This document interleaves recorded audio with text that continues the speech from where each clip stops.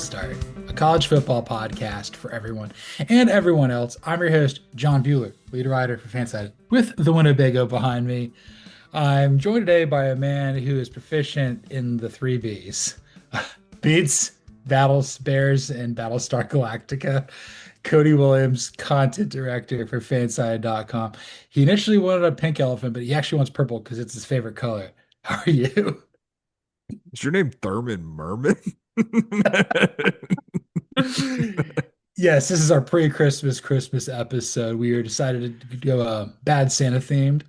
Trying to find quotes for this was hard because there's a lot of four-letter words in there, such as Little, work, just a touch of profanity, just a touch. just a little bit. But yeah, we'll talk about the movie throughout the context of the show. Obviously, yesterday was the end of the first round of the college football playoff. Cody and I had some takes about that. We'll probably unpack it a little bit more, what we look forward to with the quarterfinals coming up here in Mhm. and around the New Year's Eve day holiday and everything like that. Plus, there's some action going on in the portal, and Michigan's doing something all right, I guess. I don't know if we can qualify it as doing something, but they're there for sure. And we're going to be there with Antonio. And That's right. before we begin, be sure to hit that like button, smash that subscribe button, give us that 5-star review, like that star I almost knocked off the Christmas tree right over there Yes, sir. earlier. Yeah, my ass got in the way. Look, when you got cake, you can't help it. No, I know. It's just so much cake at a That's right. time. Almost put me in a bad spot. We're not gonna do that. All right, we clearly false started here. I gotta ask you, I gotta get this, I gotta make sure I say this correctly. Dear kid, I hope that you got my present and that there wasn't too much blood on it. That's our first and 15. Well, come on. What do you want? A snot rag? Playoffs? You kidding me? Our extended thoughts on the first round games. 100%. Dude, I think about what do you want for Christmas? Get a snot rag at least once a day. It's- 100%. And frankly, that's what Thurman Merman needed. Can't make We're just being sandwiches. honest about it, man. I know. I know. Did you ever have it? I'm sure you probably grew up with a curly headed blonde kid that was kind of tubby for sure. Like, So it wasn't Curly, but yes, did have someone who was in my grade throughout all of school, and I'm pretty sure from sixth grade on we were in a lot of classes together. And hair the color of the sun, man, just hair the color of the sun, and just as socially awkward. And like whenever like I think what stands out to me is Thurman Merman's like super high pitched voice. Like it's just like it's an octave that I didn't really know was possible for a child that large, quite frankly. And that the voice was very similar, quite a high pitch. there was a guy I played basketball with. He was like this dude. He played like power forward and center with me. We were like the Twin Towers down there. Oh His yeah. dad was the coach, and he was like private school kid. Kind of had the higher pitched voice, but like the big thing was like his dad wanted he and I to get physical and like basically if somebody threw a bow, we get fired up and play a little better. But he became way grunty, grunty. Yeah. You're just bleeding like a pig throwing bows, man. He was awesome. Love that. Absolutely incredible. Oh man, so our extended thoughts in the playoff. Anything stand out to you? Just kind of sleeping on it, or still awake in our comatose, whatever the hell we're doing right now. Yeah, Fever so I mean, dream. we're gonna talk about this. We're gonna be talking. We've got 10 days until we get to the quarterfinal matchup. So we're gonna be talking about this ad nauseum. But like the more I think about it, I was talking with our colleague Chris Landers, and one of the things he brought up, kind of with the Indiana Alabama matchup, is if you were like, we try not to fall victim to this, but I feel like anyone is like susceptible to it. But like, if you remove the logos from the helmets on these teams and you just look at what they've done this season, would anyone be giving Alabama the chance that they're giving them right now? Because I don't think they would. We kind of did that again a little bit. We tried that with Oklahoma, and it didn't work out. Yeah. I'm still perplexed how Oklahoma lost it. I also realized the other game that was a massive they blew it. That was to Georgia in the Rose Bowl, the semifinals in 17. Oh yeah, 100%. As I've said before, I watched that game on a treadmill while I was visiting the NC State podcast early in our relationship.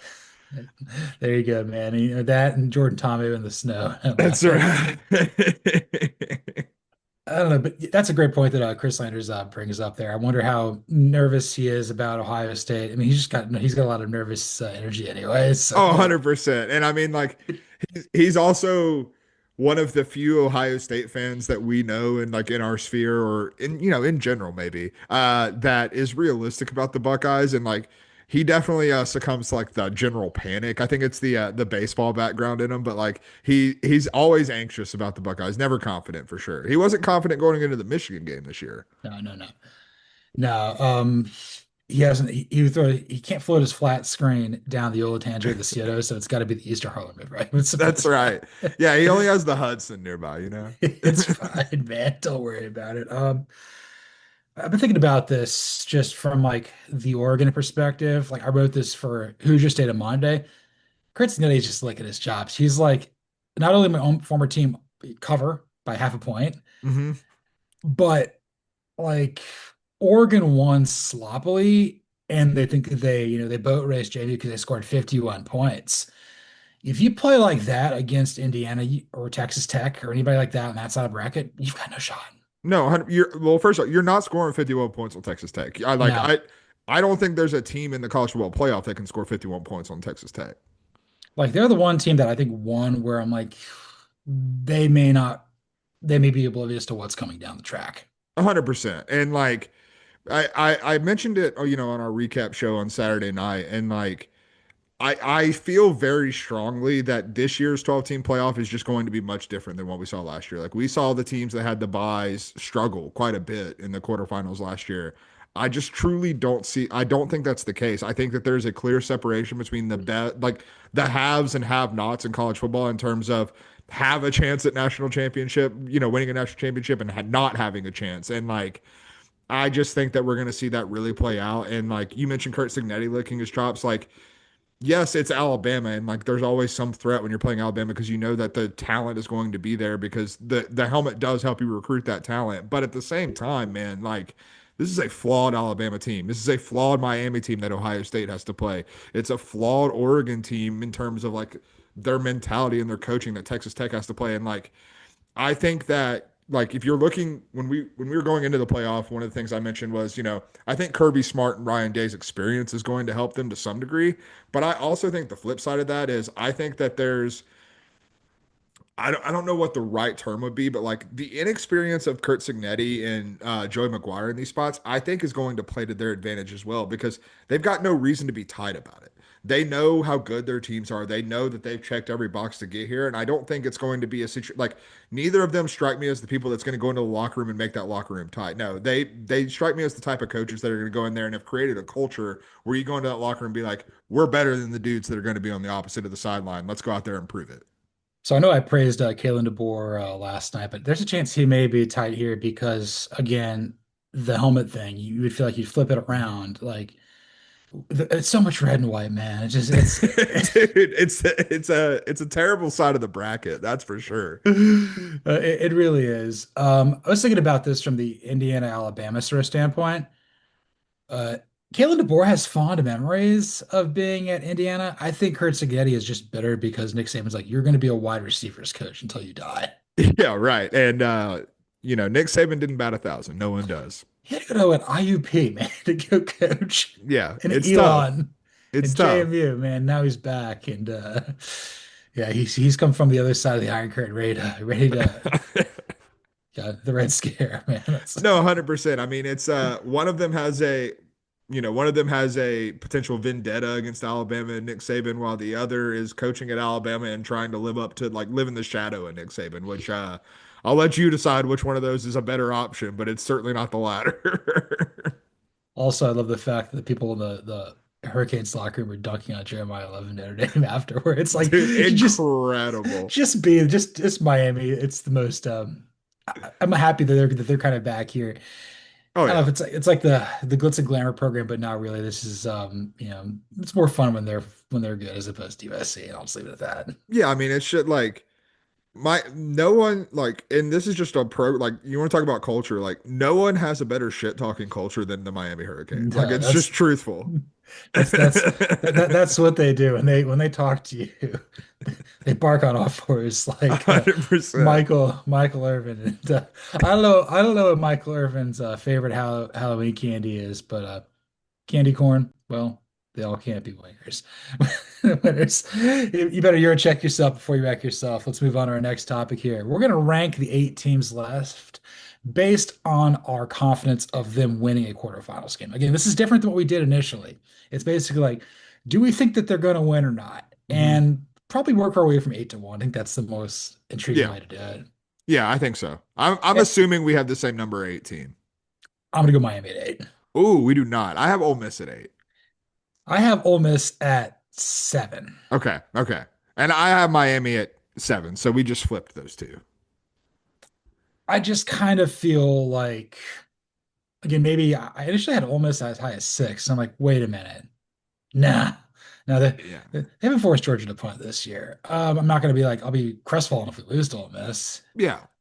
I get to listen to all the golf pros at Limerick talk about that nonstop and everything like that. But my thought with Miami is like they won, they feel confident about it. Hmm. Maybe not as dumb as Oregon is, but like you can't play like that against Ohio State and stay in the game for more than 4 minutes. No, 100%. Like it's I'm right there with you. Like I'm not particularly confident in Miami by any stretch of the imagination.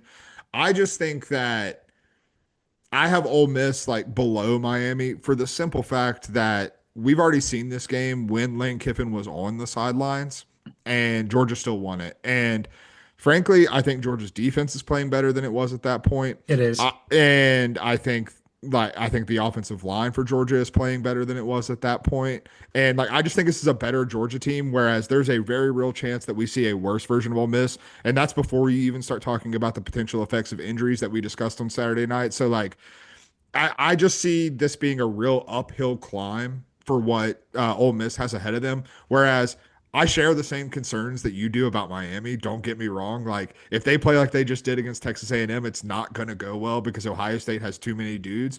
But at the same time, we talked about it. You know, we when you go back to the Big Ten championship game, like Fernando Mendoza won the Heisman in that game, and like the offense got a lot of credit despite the fact that they only scored 13 points. Man, the big storyline coming out of that game for me was Indiana's defense really pressuring Julian Sain and making him look uncomfortable and not allowing the thoroughbreds that you have on the outside and Jeremiah Smith and Carnell Tate to really affect the game in any meaningful capacity. Miami has the defensive talent up front to be able to replicate that game plan. And again, I'm not giving them a good chance to accomplish that, but like I can at least see the vision of where we're going there. When I look at Ole Miss, Georgia, I don't know what that game has to look like for Ole Miss to be able to win it.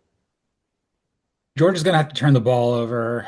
Gunnar Stockton has to go back to the Sugar Bowl in New Orleans. He's like, "Oh my God, I can't handle playing here." Yeah. And Maybe he it would just ha hates Louisiana. That's it. that's that makes sense. He doesn't do beignets. He doesn't know how to spell. He's like, "My name's Gunnar, and I drive a truck." In fairness, I don't know how to spell beignets, but that's neither here nor there. No, I mean, you know a little bit of French and a lot about animals, and this is false start. I think for Ole Miss, for me, like I think that they can score points, which I think when you can do that, you've got a shot. I have some trepidation about that with Miami versus Ohio State's defense. Hmm. But also, Josh Uris wrote this for Saturday Blitz, Table of 12. He does this every week. Definitely check this out. Oh yeah, it's good stuff. He mentioned that Tulane was able to move the ball effectively in between the 20s. They just couldn't do anything in the red zone. And what's Georgia elite at? The red zone. I think there's a Mhm. better red zone offense in college football than Georgia right now. No, definitely not. I mean, and you look at the personnel that Georgia has, and it's not hard to see why, man. Like you've got Zachariah Branch, who you just get him a little bit of space, and he's dangerous. You've got the way that run game is playing right now. You've got Stockton in the threat of his legs. Like you've got what, like roughly a half dozen tight ends that you can just send down the field into the end zone. Like it's a very well constructed offense to succeed in the red zone. Yeah, so we have those two flipped. Who do you have at 6? At 6, I have Alabama. As do I. Yeah, and like, man, the more I think about it, I almost put Miami ahead of Alabama because I think they're in the same category as as Miami and Ole Miss, honestly. I think Alabama has a little bit better of a chance just because I think they have the best quarterback of the three. I think Ty Simpson is superior to Chambliss and superior to Back. Beck, God, yeah, sorry. Um, He's it, watching. I'm watching two screens like Carson Beck right now. dude, right, 100%. No, it's been a long weekend. I'm pretty cooked, It's fine. but but like Ty Simpson's better there, and like we've seen this Alabama offense like have success against a variety of types of defenses. But at the end of the day, like you're going up against an opponent that is just superior. You're going up in an opponent that, frankly, doesn't seem to have like a weakness necessarily that you can exploit. Whereas you're going into this game with a very clear weakness in terms of your run game, a defense that, you know, I still believe in the talent of Alabama's defense. Let's not overlook the fact that they gave up 24 points to Oklahoma. Like, when was the last time Oklahoma scored 20 plus? It's been a minute. It's been a minute. Yeah. The other thing that we didn't talk about is we know Jamarcus Shepard's on his way to take over at Oregon State. I believe he's there now. Mm-hmm. Nick Sheridan's going to be Pat Fitzgerald's OC at Michigan State. So, even though it is DeBoer, even though it is Grubb, like they're going to be again pulled back a little bit more muted on offense, where they had like four guys who knew what they were doing. You've got now two. Mm-hmm. Yeah, no, I mean, and we've certainly been critical of the too many cooks in the kitchen. Obviously, it worked out decently enough for them this season. I think this is more about just kind of like the upheaval and change, and like also like the distribution of responsibilities because now you have guys like Kane Womack. Now you have guys like I'm totally blanking on the other OC's name. Uh, Linguist. Yes, thank you. Like they're gonna have to shoulder more responsibility in like when it comes to these play calls, when it comes to, game planning for this. And like again, you're game planning for a team who is objectively better than you right now. Yeah, I feel like they're very comfortably at six. And let me put it this way, for the teams we have six, seven, eight, we kind of would be shocked if they advanced to the semis at this point. Yeah, I mean that's definitely where I'm feeling. And then five and four, we probably have the same two teams, maybe just in different order. Five, I have Oregon. Yeah, I also have Oregon at 5, and then I'm assuming 4 you have Texas Tech. Yes. Yeah, and like this is definitely the coin flip of the quarterfinals in terms of I'm not confident enough to make a pick in this right now. Like if you No. like I'm glad that we get a week before we have to do that because I'm not sure where I'm leaning, but I have I have Texas Tech ahead of Oregon just because I have more faith in what Texas Tech has built this season and kind of the what's the word, like kind of the MO of Texas Tech than I do of Oregon, mostly because I don't think Oregon necessarily has an MO other than we're talented. And like that can take you pretty far, but when you're going up a team that is also very talented and a team that can get you out of what you like to do, that worries me a little bit for the Ducks. So follow me on this. And I think this is very important. We talked about this with Georgia, or at least I wrote about it today for John of the Dog. Georgia did not spend a second preparing for Tulane. They've been preparing against Ole Miss the entire time. Yeah. Joe McGuire and his staff have been preparing for Oregon the entire time. They didn't have to put any work in for James Madison because in the event that they win, they would just treat like another week and be fine. Yeah. Even though I think they both have to travel considerably far, from Lubbock, Texas to Miami Gardens, Florida, it's not as far as from like Eugene, Oregon. That's a haul. That's a haul. So it's going to be interesting for them both playing in Miami, and I don't know. I think that that's something like there's just a little bit more focus, I think, from Texas Tech. Whereas I think we've seen pockets of that with Oregon all season long, where like they're immensely talented, but they get distracted kind of easily. And that's why I've kind of got them at five and Texas Tech at four. But I think Oregon might actually be more talented than Texas Tech, which is why it's so hard to pick between that game. No, 100%. I mean, like, there's a world where, and especially with this game being in Miami at the Orange Bowl, like, you look at this and it's one of those things where, like, obviously cold weather is not going to be a factor in Miami. No. And, like, that probably favors Oregon to some degree because I'm sure Texas Tech would love to make this into a mud fight. You know what I mean? And, like, Oregon getting out on a fast track with the athletes and the talent that they do have, like, that's the recipe for success for the Ducks. Like that's how they get out. Like they just go out there and they out athlete these guys with the weapons they have on the outside. But again, I like I can see it both ways, and like that's why I'm not confident enough to make a pick right now, and that's why I have that's why we both have them like sandwiched in the middle of these rankings. And then we have the same teams in the top three, different order. Who do you have at three? At 3, I have Ohio State. Oh, Uh, really? Let's go. yeah, I'm slightly. I'm slightly less confident in Ohio State just because like the Indiana game, I it's kind of a tough thing. The Big Ten championship is pulling me in two different directions. In one case, like I think a lot of it is just credit to Indiana because I think Yes. Indiana is that damn good. But on the other side of that, like I think that Indiana is also the only elite team that we've seen Ohio State play, and it's by far the worst that we've seen Ohio State look.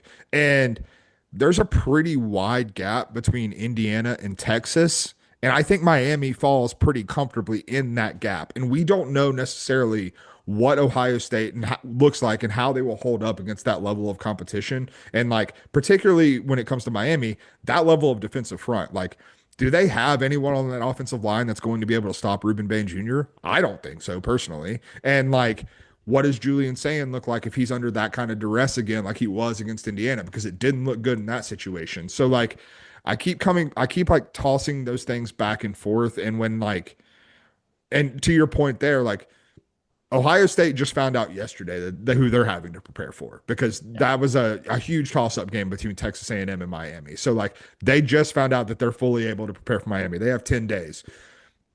Yeah, it's a level playing field in terms of preparation.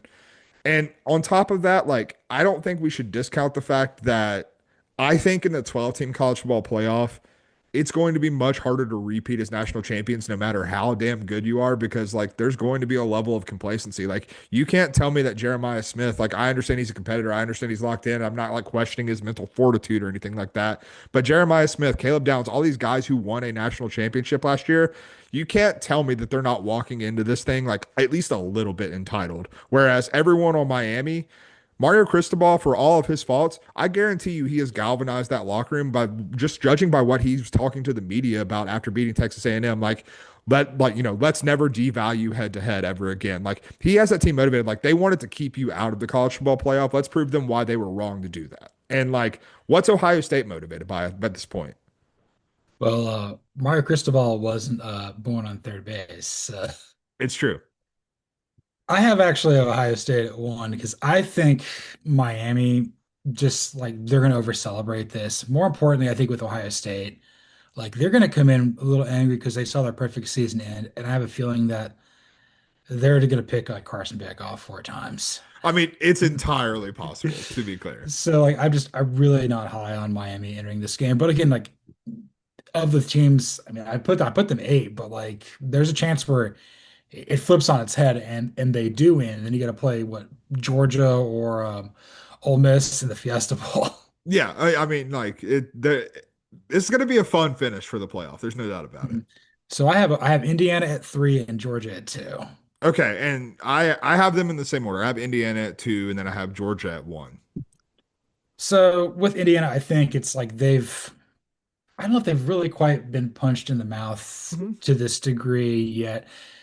Alabama's lost a couple of chicklets here, and I think that like when you have a team that and anytime you go into a game with Alabama and you feel overly confident, it doesn't work out for you. Yeah, And that's kind of what scares me a little bit. DeBoer's, they're gonna have to empty the chamber to beat Indiana here. I mean, we had Indiana like, breaking their legs, trying to give people high fives for winning a championship.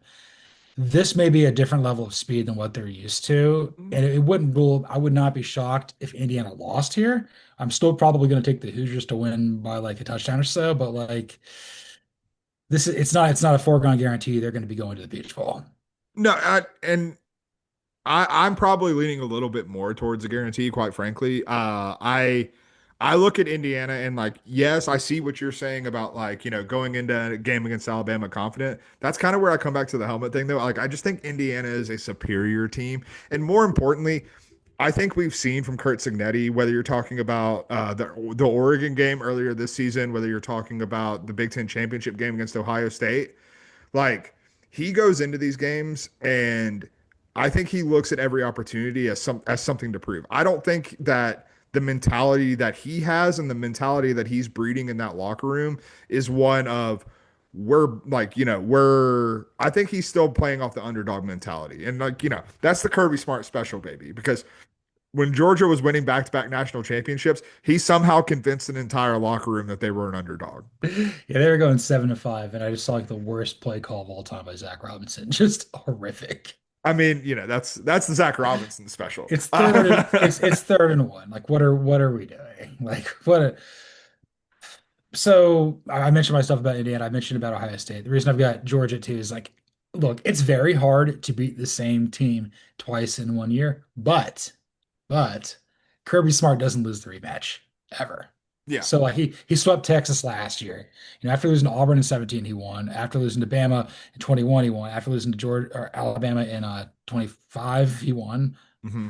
But again, I'm flying too close to the sun here. I'm a little bit nervous about Ole Miss here, but hopefully Kirby's like, I'm gonna get rid of Christmas, like Dakota Gregory's probably gonna do now. Gotta take all your trip, gotta take all your Buzz Lightyear stuff back to the Walmart, buddy. Y'all are all getting a snot rag. That's what you're getting. No, Uh, I like I obviously don't have any skin in the game other than, my caring for my podcast host in terms of the Georgia Ole Miss game.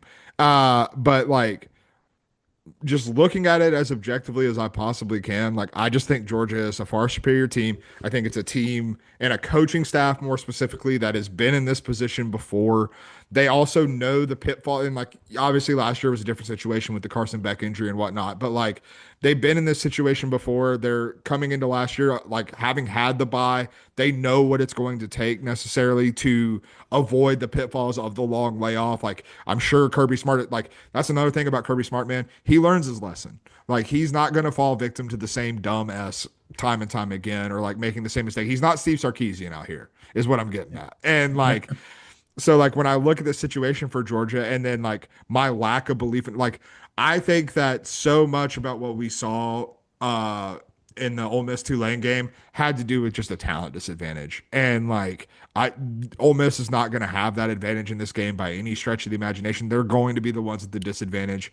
I just have full like of these games, if I'm looking for like, if I'm ranking them by upset potential, Ole Miss is at the bottom of my list.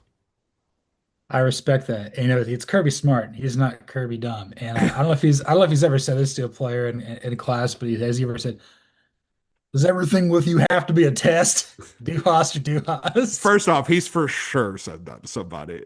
George Pickens, 1000%. Oh, 100%. Do Haas or do Haas? Do we need to change the format of the college football playoff once again? Again, people are talking about this with getting two group of five teams in there. Neither of them are really competitive. Tulane was most certainly not competitive. James Madison backdoor covered. Yeah, and I'm due Haas two S's. I kind of touched on it on Saturday night, but like we're not going to go away from like I think it's been made perfectly clear by these conferences. We're not going away from some level of automatic qualifier. Any level of automatic qualifier would not have changed what happened No, on in the first round because let's say you just guarantee the Power Four leagues a spot and you only get one G5 entryway into the playoff.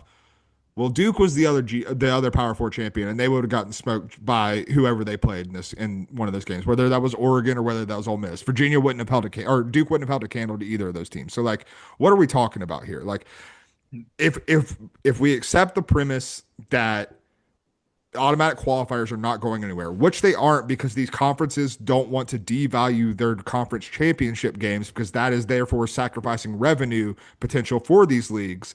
Then, like, if we accept that premise, then no, there's no changes that can be made that's going to fix this. And, like, yes, you're going to have years where the G5 teams aren't as competitive. We also watched Boise State last year. Like, yes, they got beat, but, like, they put up a and fight and they were deserving of being there. A few years ago, like, if you think back to the Tulane beat USC in the Cotton Bowl. yeah, and like you go back when Cincinnati played Alabama, yes, they were outmatched in the 14 playoff, but like if Cincinnati was a G5 representative getting in that playoff, then like that's a different ballgame. Cincinnati's probably putting up a fight against like this Ole Miss team that we just watched there. Like the G5 is going to go through ebbs and flows, and we're going to see that. But the P4 is also going to go through that. That's why we have this year where we're looking at two G5 teams that got into the playoff because the ACC had an ebb and a flow, and Duke was your ACC champion. Like, there's no need to overreact and change the format because of this. No, I'm right there with you. This is Du Hast, two S's, and it goes back to what Joe Tessitore said when he was on mute on your TV. We can't like deprive the group of five from getting in here because that's how you get sued for antitrust and everything Hmm. like that. And look, the number 12 seed put forth a better fight than the 11 did, and they were both losing their outgoing coaches. Again, we got to figure that out. That's one thing that I think we need to fix more importantly than anything. The other thing is I think the Power Four and the ACC need to get their stuff together. Yeah, That's kind of, yeah, the ACC being adults would certainly help a lot going on here.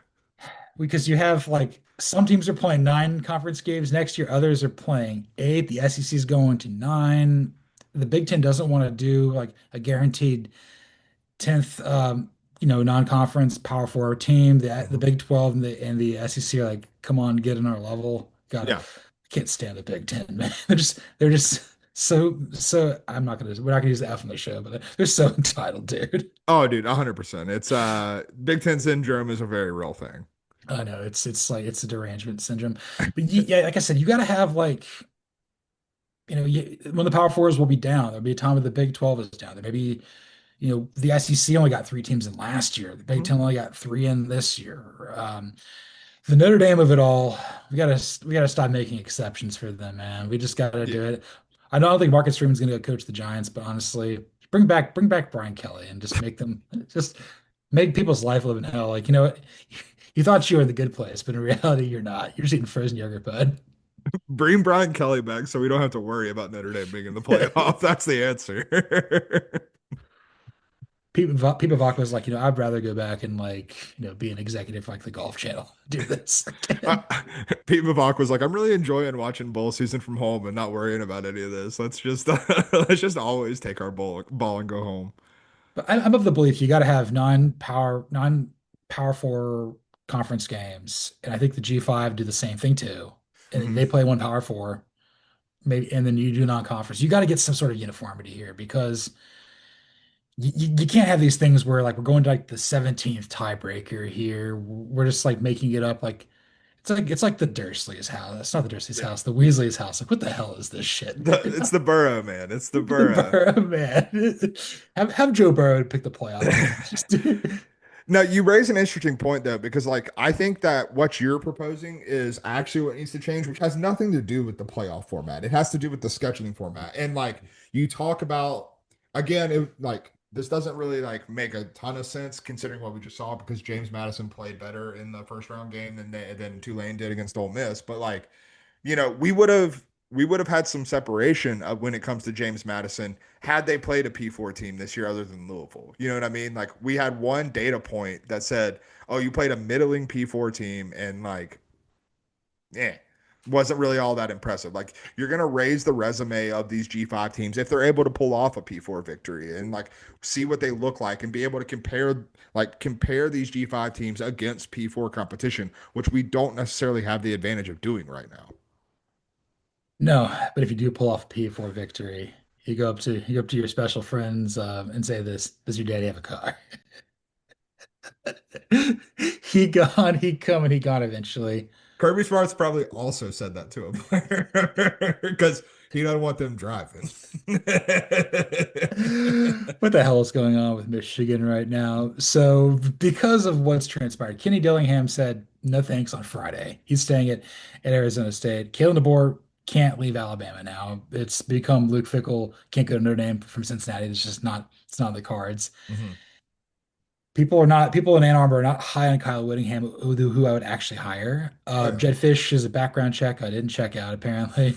Which, hell yeah. Hell What the yeah. what the hell did he do with Tap, dude? What he and Howie Roseman get into? He's hiding a lot under that visor, you Uh, know? he won wild Jimmy Buffett concert back in the day. That's right. That's actually, the top of the hat is hiding a lot of secrets, so he had to hide Yeah. the top of the hat. I mean, he's probably related to Miss Green from Walton High School, That's who right. was who just showed up like with random tattoos from going to like Jimmy Buffett concerts. Hey, you know what? Shouts out Miss Walton, man. Yeah, it's all whatever. Yeah, she's living her best life out there. But and I saw Jake Butt said that they should hire Biff Poggi because he's shaking babies and kissing hands. I'm like, he can't coach. He won 6 games. It's Charlotte. Like if you do that, you're not going to win 9 games at Michigan No. until the sun destroys us all. Like it's over. No, like I have no problem with Bitpoji being part of the Michigan program because he's obviously someone who cares very deeply about it. But no, you like I believe Jake Budd or maybe it was another former player also said like you can't use his record at Charlotte against you. To hell I can't. I can absolutely use that against Bitpoji because he was awful. I don't know if it was Taylor Lewan, but he was trying to talk about it too. Yeah, it was someone, man. And like I Yeah, I don't care who it was, it's a bad take. It's awful. it's not good here. And then the other thing here, this is very interesting. And again, I wrote about this for GBM Wolverine. Yes, that's Hmm. can't believe I said that. That's a phrase. So Chip Lindsey, the offensive coordinator, he's going to replace Kirby Moore at Missouri because Kirby Moore is now the head coach of Washington State, who's replacing Jimmy Rogers, who's replacing Matt Campbell at Iowa State, who's replacing James Franklin at At Penn State, at who Penn is State, replacing replacing Brent Pry at Virginia Tech, who we brought back in as I was about to defensive say coordinator. Brent Pry is staying, baby. It's like a lane, and it's like a little loop on itself. It's really cool. 100%. But Chip Lindsey doesn't leave. Well, his first off, he doesn't stay anywhere very long. That's just kind of his MO. Yeah. But like him leaving says, one, he's probably believing like, I'm not going to be retained by the new staff. They're going to bring in, and he's like, so I'm going to go do what's best for me. This is going to hurt Michigan in the Citrus Bowl. I take Texas to win that game, even though Kwiatkowski got fired. They're bringing in Boom Muschamp because here comes the Boom, ready or not. Dude, I mean I'm excited for that, quite frankly. I know he's gonna punch through The a testosterone and pure male rage between him and Sark in the same locker room is going to be electric. it's gonna be something else. And I guess I go back to Lindsay with it all too. Like, and if he wanted to stay, like, does he? Maybe he's like, yeah, I don't think Bill Poggi's the right guy for me to be here. He's just like, I don't think my what I'm going to be at Michigan is going to work. So that just basically says I'd rather. It also means Eli Drinkwitz is not coming to Hmm. Michigan because why else would you leave if you're just going to stay put? Yeah, I do wonder. I mean, honestly, I don't know where Michigan turns. Like Eli would probably be my first call, but like you said, like this is a sign that maybe that's not happening. And but like at the same time, I also think that Kirby Moore, or sorry, that Chip Lindsey leaving and replacing Kirby Moore at Missouri. I also think it's a sign that Michigan's probably not keeping Bryce Underwood No, because if you thought you had a chance to continue coaching Bryce Underwood, I feel like you would probably take that chance as opposed to coaching TBD at Missouri at quarterback because Bo Pribula is in the transfer portal. So like I I think that's more what this is an indication of than anything. In terms of the Michigan coaching search, brother, I don't know where the hell you turn now. And like I think really where I keep coming back to when I think about where it's going on at Michigan right now is they need to get Ward Manuel the hell out of there, man. This dude is leading a rudderless ship right now. this is like he's botched this more than like what Pat Kraft at Penn State did. This Hmm. is like when you have an AD who can't figure this out, and then you're mentioning all these other targets out there. Whether that was Kenny Dillingham, whether that was Clark Lee, whether that's Jeff Brom. You're trying to pry a guy away from his alma mater where you're having success Hmm. to come to like your toxic place of work, like that. Optically, like I get it, Michigan can spend more than anybody else, but like that's not the time to go, man. Like we saw Rich Rodriguez do this, and his life's never been the same. Yeah, 100%. And like, it's kind of a double-edged sword there with when you think back to the Rich Rod hire because like that is coloring a lot of their perception here. They want to get a big established name and not an up and comer. Like that is very, very clear with all of the targets that we're seeing. Like Kenny Dillingham has established himself at Arizona State. Kalen DeBoer has established himself at Washington and then Alabama and then Indiana even previously. Like all of these coaches that we're talking about, Kyle Whittingham at Utah, like everyone here that we're talking about is established. There's no one that's like a coach at what West Virginia was at the time when Rich Rod got hired at Michigan. Like it is very clear that Michigan and Ward Manuel are like, no, we're not doing that because we're afraid of that happening again. It's why I've always said PJ Fleck's a decent coach, but they're just not going to go pursue him because at No, this point you're like, you want to bring Josh Heupel there? I mean, who's like I'm trying to think who you could realistically poach. I truly don't know. Like that's the scare. That's the terrifying part. Is like I don't know who even makes sense for this job. Maybe there's somebody in the Big 12 or the ACC that like they tried that with Dillingham and it didn't work. Yeah, I like they tried to get the best coach out of the Big 12 and it didn't work. So like where do you go? Lance Leipold, baby. No, I think he's actually a good person. I don't think he wants to go there. A fair point. A fair point. Uh, I don't know. Anybody in the ACC, Narduzzi would tell you to go to hell. Oh yeah. Narduzzi is anti-Michigan man as they come. Dave Dorn wouldn't resonate. No, I No. don't think so. I mean, you're certainly not calling Belichick. At least I hope not. You want to try Brent Key, but then you got to get him to leave alma mater where it's good. That's not going to Again, work. that's right back into the Jeff Brom, Clark Lee of it all. Like that's the same playbook you're trying to run, which is not being successful right now. You want to go after Elko at this point? Maybe that's your next. Maybe that's your next Yeah, thing. maybe that's who you have to call at this point. Like it's not it is not a good position to be in. And like again, like this to me, this keeps coming back to Ward Manuel. Like everything that came to a head with Sherron Moore in terms of his transgressions in Ann Arbor, like brother, you were already doing the investigation and you waited like a month after all these other coaching moves had been done to fire Sherron Moore. Like you would have found the cause regardless. Like if you were already investigating, you would have found the cause. So like you wouldn't have had to worry about it. So like I'm baffled at the way Ward Manuel has handled the firing of Sherron Moore to set them up in this position because do you not think that they would have been in the late? I think it was a terrible fit, to be very clear, but like they would have been offering Lane Kiffin. Absolutely. They would have been offering an Alex Galesh. They would have been offering all of these guys. Matt Campbell. Matt Campbell would have been a great fit at Michigan. We've talked about that for years as a potential fit at Michigan. Like there would have been so many more fits that we could have talked about in this scenario had Ward Manuel acted. And now his plan A and plan B have fallen through and like plan C all looks the same and right now plan C seems to be like I don't know man, hopefully something falls in our lap. Maybe you got to get a guy who doesn't have a job, whether that's Whittingham, maybe that's Brian Kelly, somebody who's been successful for God. like it's. Brian Kelly at Michigan. Oh my God. I know it'd be electrifying.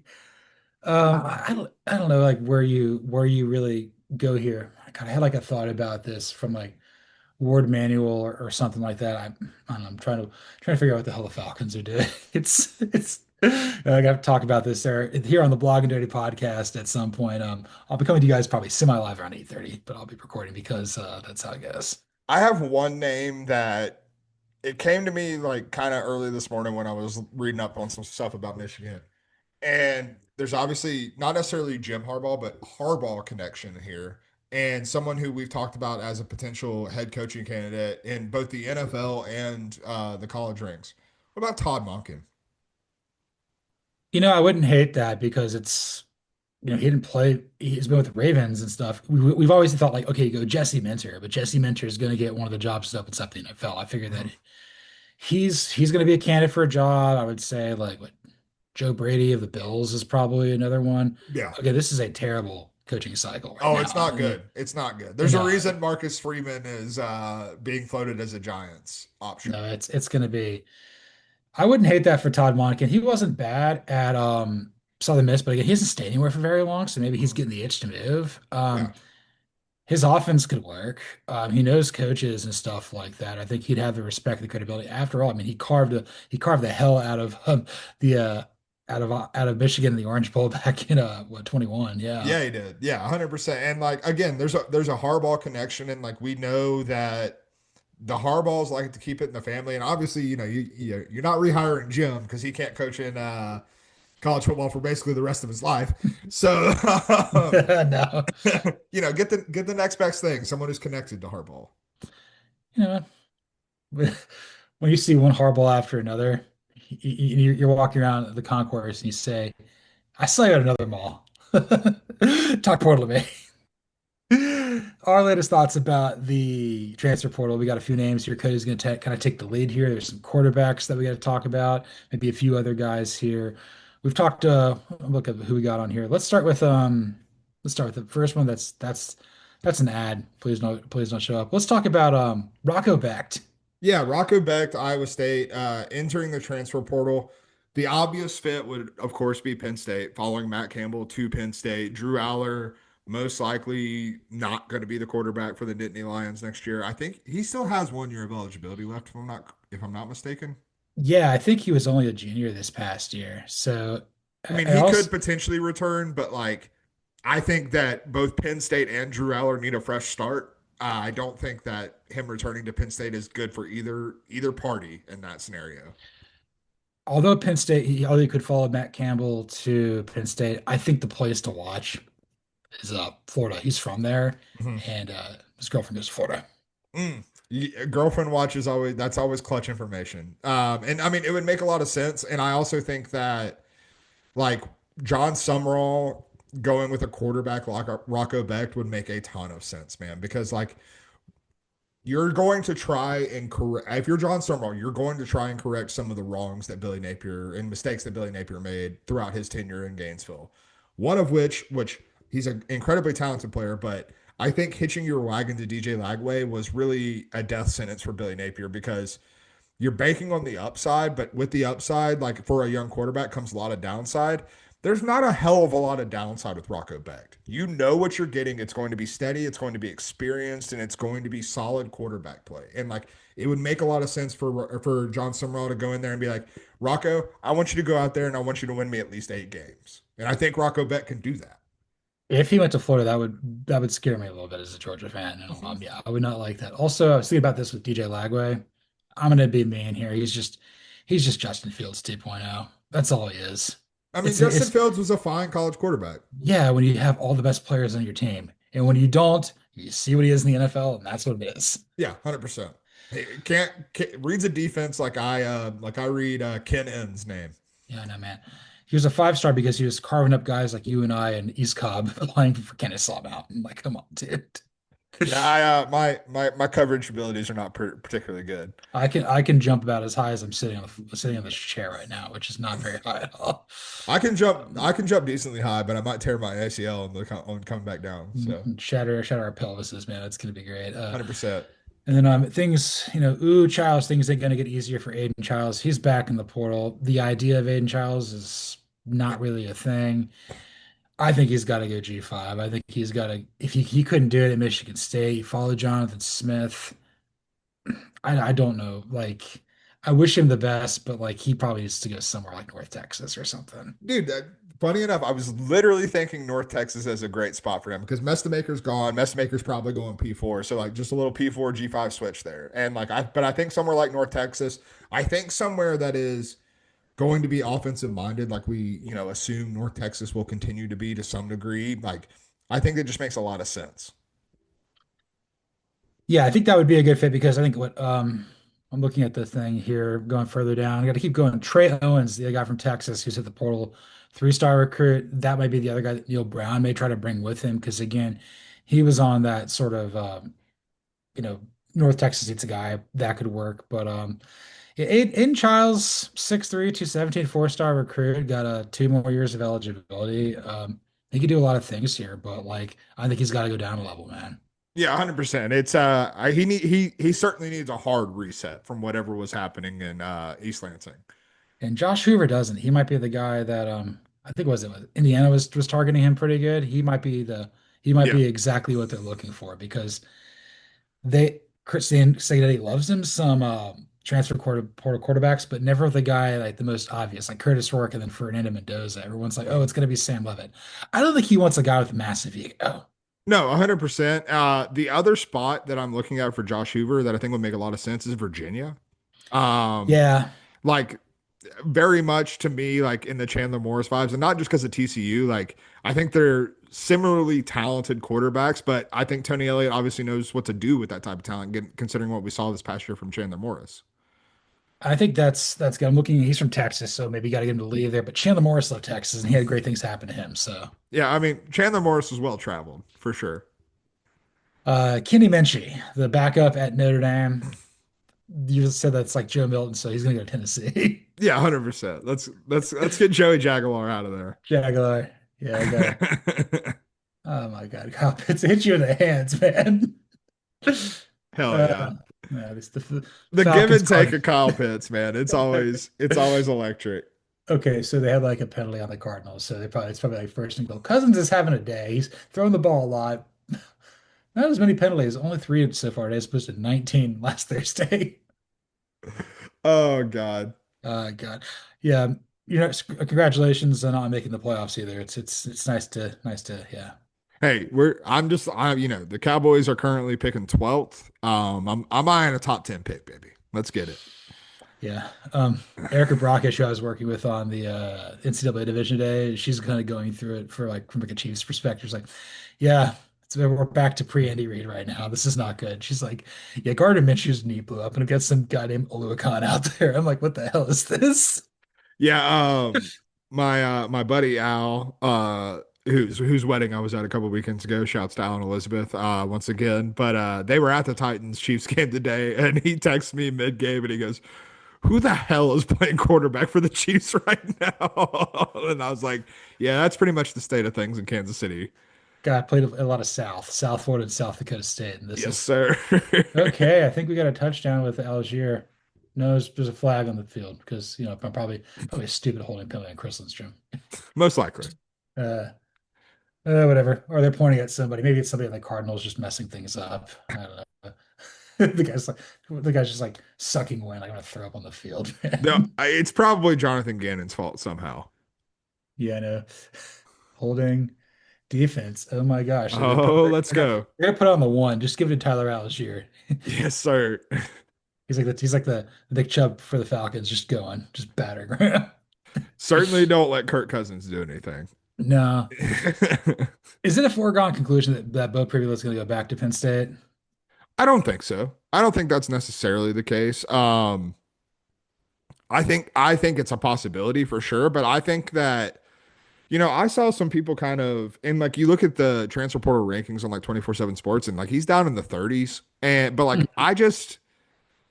I think he's better than that, man. I think he's a good college quarterback. And like yes, Kirby Moore and Eli Drinkwitz like I think they put him in positions to succeed. Certainly. What did the Falcons just do? They tried to tie it pass to Jake Matthews and it didn't work. It is so bad. Like he's out there. Cousins throws it up there. And just it's like me out there, man. Just lie, mate. Zach You're a Robinson strikes again. you're a Matthews, man. You are from the defensive. Catch the damn ball.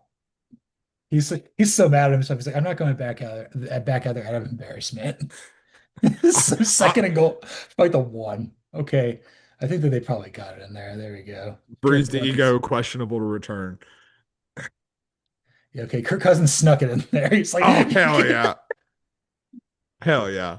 team's a lot better with him out there than Penix. I'm just gonna say that. Yeah, it's definitely seeming that way. Yeah. Anybody else like in the portal, like maybe kind of like walk our way down here. We feel Sorsby is gonna probably go to Texas Tech because of girlfriend reasons, right? Yeah, 100%. And I mean, I think he's just a good upgrade at a position they need it to. Lagway, I can't be convinced he's not going to Baylor. Yeah, Baylor makes a lot of sense.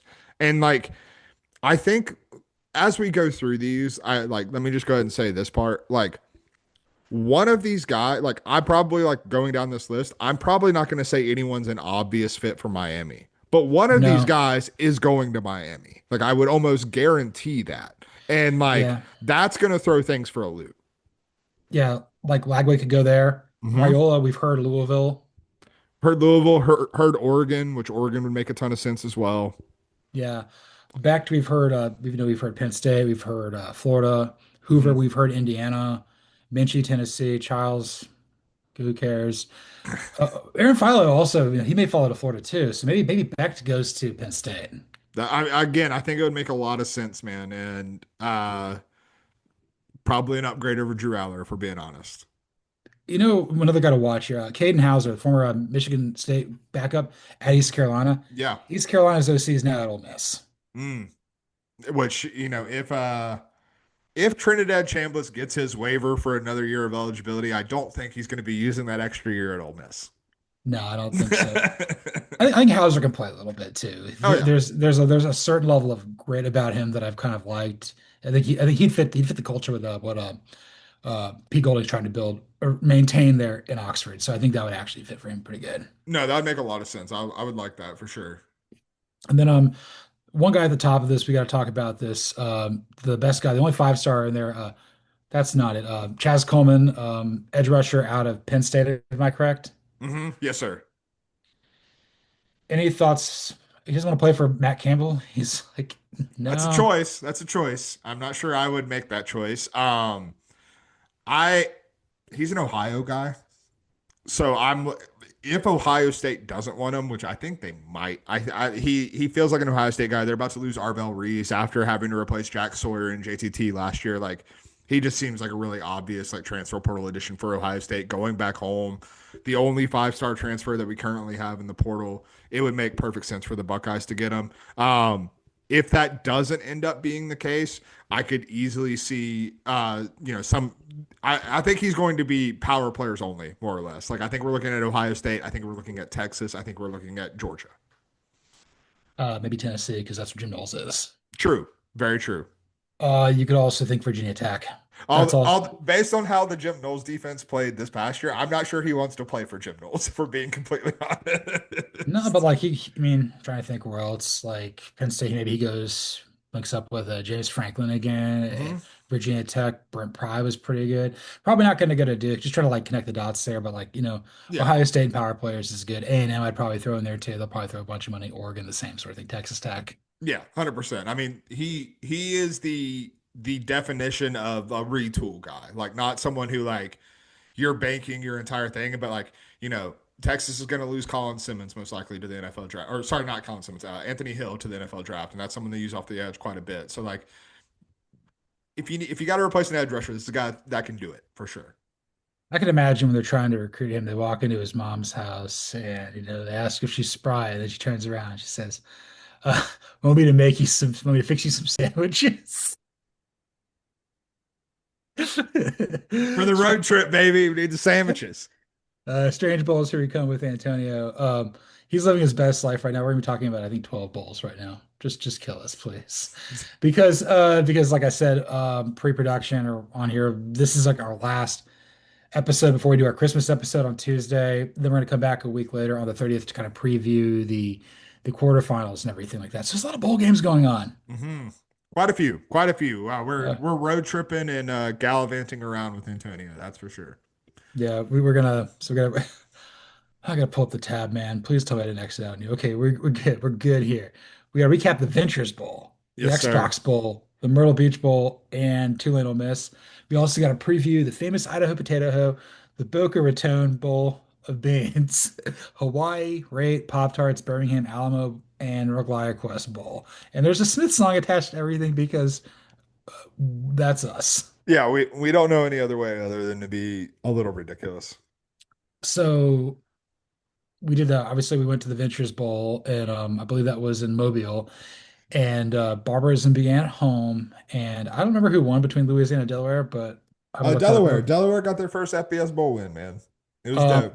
Antonio was all about the blue chickens, Oh yeah. but uh, dude, he was covered in so much Cajun seasoning. It Oh, was disgusting. 100%. He looked like the grease trap in a Bojangles is really what it looks It's like. it's bow time.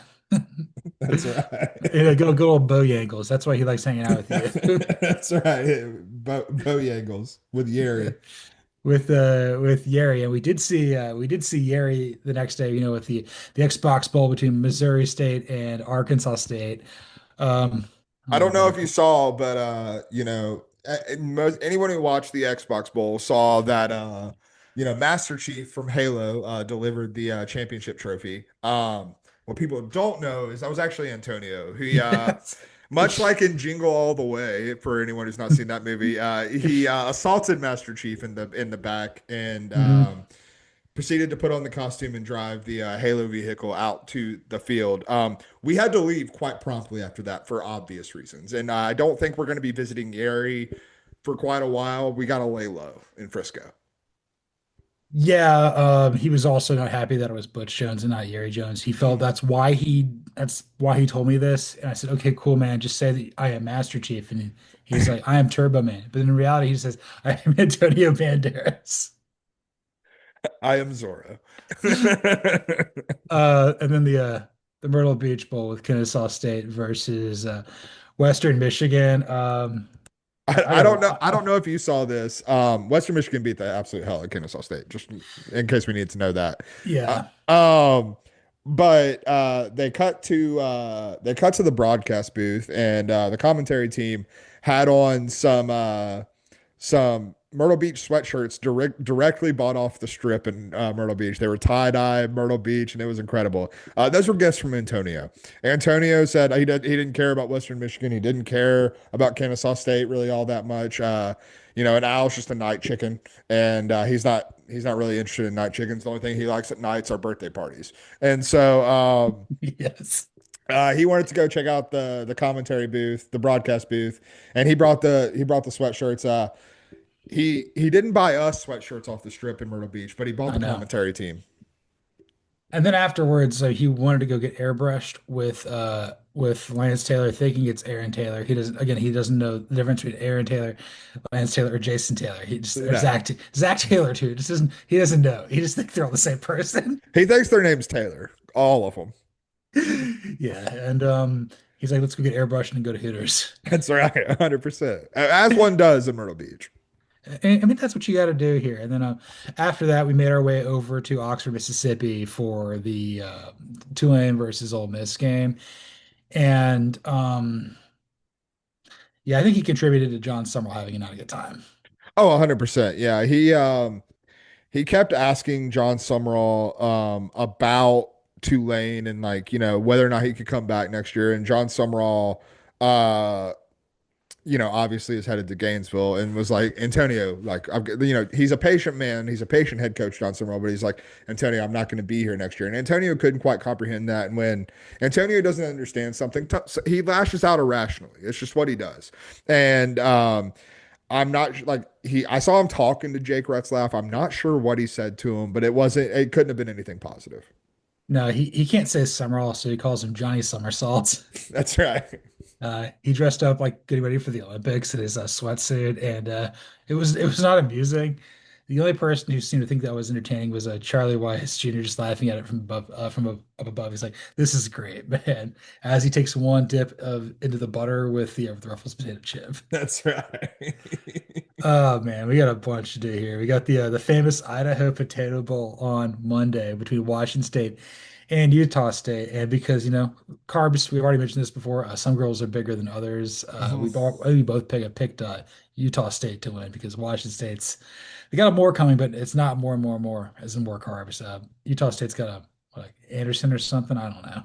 Yeah, and I mean Utah State, No, they got Mendenhall. They got Mendenhall school survival. yeah, oh yeah, 100%. It's Broncos big bad boys always. Uh, Antonio is eating potatoes raw now. 100%. I mean, you eat them like an apple, you get the same amount of nutrients. It's fine. I know, man. The potato famine. He was very. He's like I'm glad I wasn't alive back then. Like me too. He wouldn't have survived. He wouldn't have survived. No, and I don't think he's going to survive there in a Boca Raton either. Who For does? the Honestly, for who does? for Bush's Boca Raton bowl of beans. So Bush's rat mouth bowl of beans. Toledo versus Louisville, and the Smith song is "I'll keep mine hidden." The beans. 100%, man. You got to keep the beans hidden. Uh, they probably should keep the beans hidden from Antonio. He is going to try to swim in the beans. I know that for a fact. I think Louisville is going to skull drag Toledo. Oh yeah, it's not going to be close. I don't even care if Miller Moss is playing or not because Jason Candle's gone. Maybe we'll see an unencumbered Rockets team. That's right. Yeah, they're no longer held back by Jason Candle. But no, I'm with you on Louisville. I would assume Miller Moss plays. He needs to put as much on tape for the NFL draft as he can, because otherwise he's probably not getting drafted. I know Antonio says you can be Tyler Shuck. That's right. Hey, Tyler Shuck's playing pretty well right now. I can't. Not good for my brand because I've dogged the kid for a while. That's okay. We're gonna play him later in the year. I don't really respect the Saints enough to watch them. They're not playing the Falcons at I this say the point. kid. He's a full ass adult, but either Yeah. way, He's gonna party like he was 1999 when he was born. that's right. Yeah, so we both got a Louisville in that game. 100%. And then after that, we're gonna go from Boca Raton, Florida, to Honolulu, Hawaii, for the Sheraton Hawaii Bowl between Cal and Hawaii in the Nick Rolovich Bowl. And the Smith song is "Paint a Vulgar Picture," which is Nick Rolovich not wearing a mask. He's a Cal man, like. Uh, Oh God, I wasn't ready for that. Oh, that's good. that's That's fair. good. Yeah, I'm not really excited for this game if I'm being completely honest.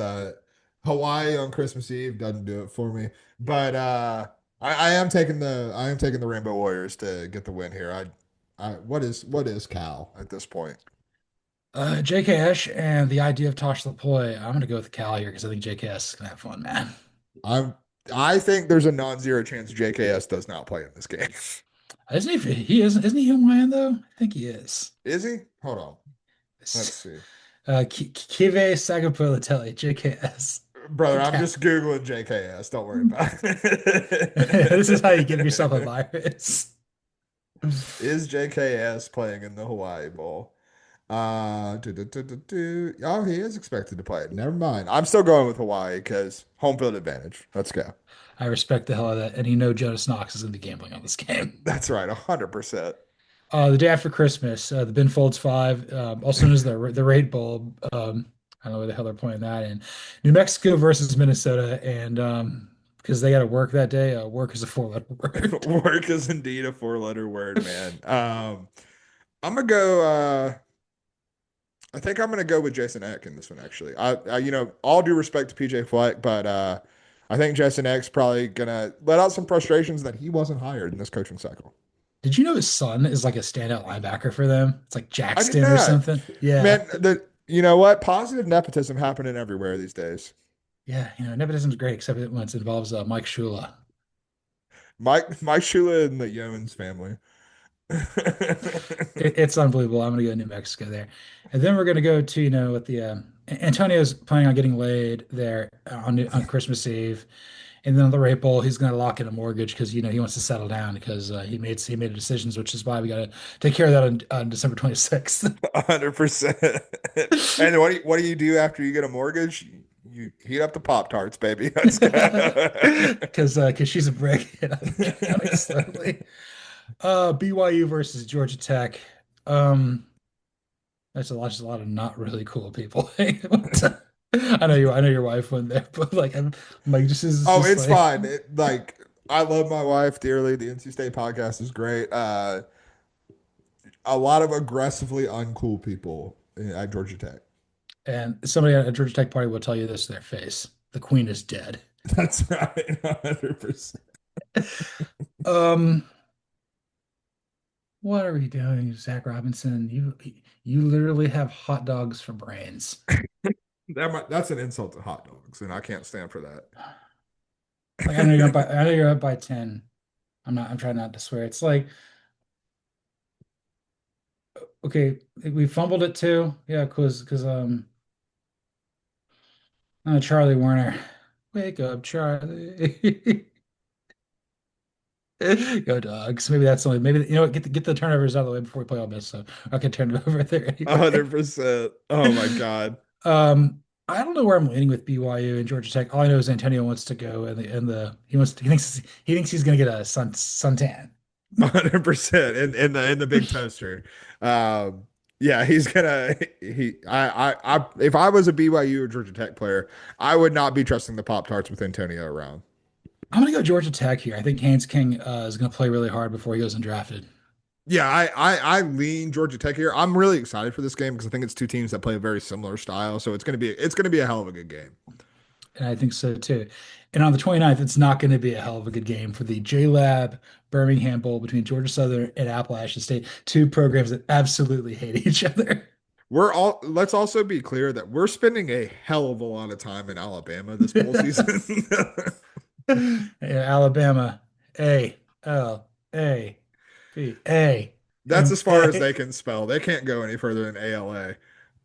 That's I know it's a Native American term. I know it's probably Cherokee or Muskogee or something like that, but like Like the fact that they chose that to name the state after is just like It's a choice. It's a choice. it's a choice here. And I forget what movie or show it is. It's like the guy, like the pink villain guy with this suit. He's like, does this. That's App State. Like the guy says, like, don't Yeah. stir the pot. That's App State here. Yeah, Um, I'm going Georgia Southern in this one. Me too. Yeah. App's not very good. No, they're not. And Clay Helton's coach. Yeah, 100%. He Uh, definitely has a clipboard. I do think App gets better by having bowl practices now, and they'll make a big charge next year with Dowell Loggins. Oh yeah, 100%. Honestly, I'd rather have Lenore Sellers play there, to be straight with you. Yeah, oh God, Win, yeah. win the group of five out of App. That'd be sick. I would love that. I don't know if he burns, but he should just burn and play football and not go to class. And Yeah. bad. I mean, that's the Boone way of life, man. Yeah, no, man. When it's noon, you boon. That's right. And then the Alamo Bowl, Antonio is getting again. He's getting very cultured. He's learning a lot about the Alamo. He really wants to pee on the Alamo, Of course he does. That's how he wants to remember it, you know? and that's USC versus TCU. And the song for the Smiths is, oh yeah, the Birmingham Bowl is "The Boy with the Thorn in His Side." Yeah, Of that's course. that's Antonio. Just the Alabama is a thorn in his side. Yeah, 100%. The what, third or fourth trip to Alabama this bowl season? It's disgusting. Just like the song for the Alamo Bowl, a rush and a push, and the land is ours. Hell of a find for you there, man. Look, I was trying to find something about remembering, but we'll just talk about the push for the Alamo. I mean, the other option was William. It was really nothing. That's right. Which I mean, that's a way to describe the Alamo. Oh God, I'm gonna go with USC in this game. I just think they're better.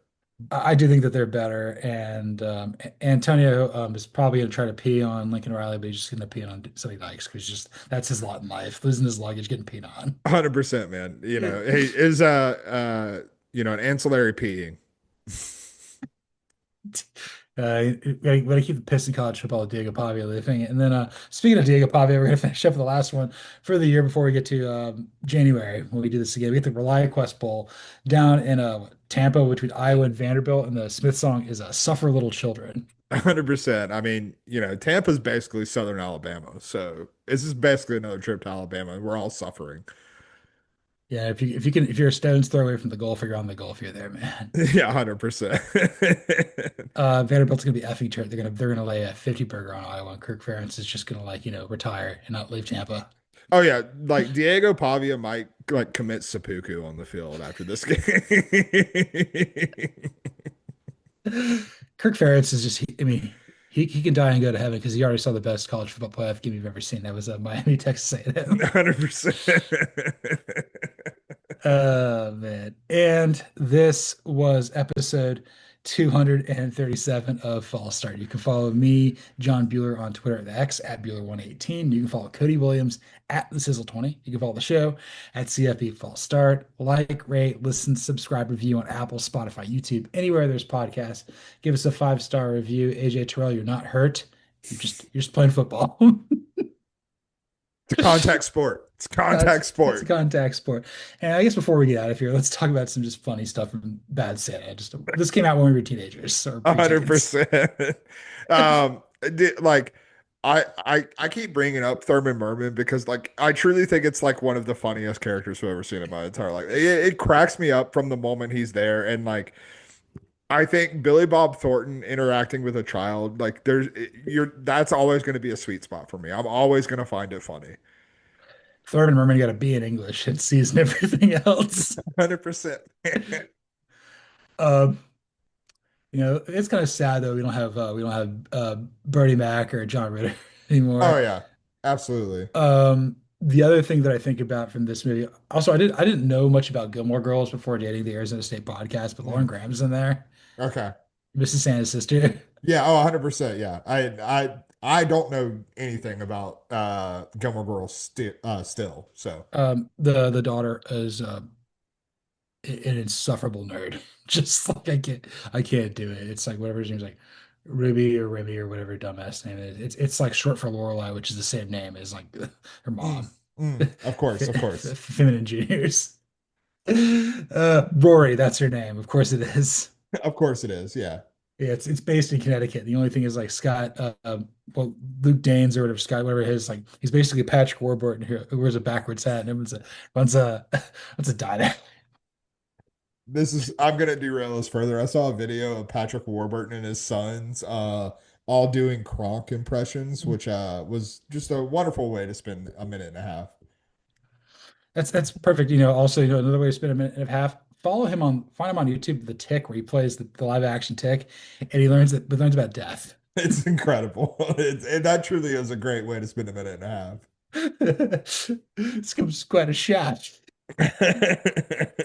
Other things from Bad Santa. I just like when he's in the food court eating lettuce, trying to be healthy, but the guy's just liver is just like just completely destroyed, just chewing on like leafy grains, like a barnyard animal. And like not if you haven't seen Bad Santa, you're gonna want to pause the podcast or the YouTube video right now. But like when he gets shot trying to give Thurman his gift, absolutely murders me. Like I'm just dying laughing the entire time. Also, it's a top tier Zony movie of all time. Just so Arizona of all Oh yeah, time. 100%. It's everything like every stereotype you think of Arizona is played out perfectly in this movie. I know he's like I beat the tar out of these kids. I feel good about it. Well, I'm trying to think what's up. The kid was shoplifting. Oh He was my on God. Punked. Ryan Pinkston Yeah. shoplifting. Oh God, it's good. It's God is good. God is real. What do you want for Christmas, kid? A snot rag. That's right. Doesn't everyone? Doesn't everyone? Because this is false start.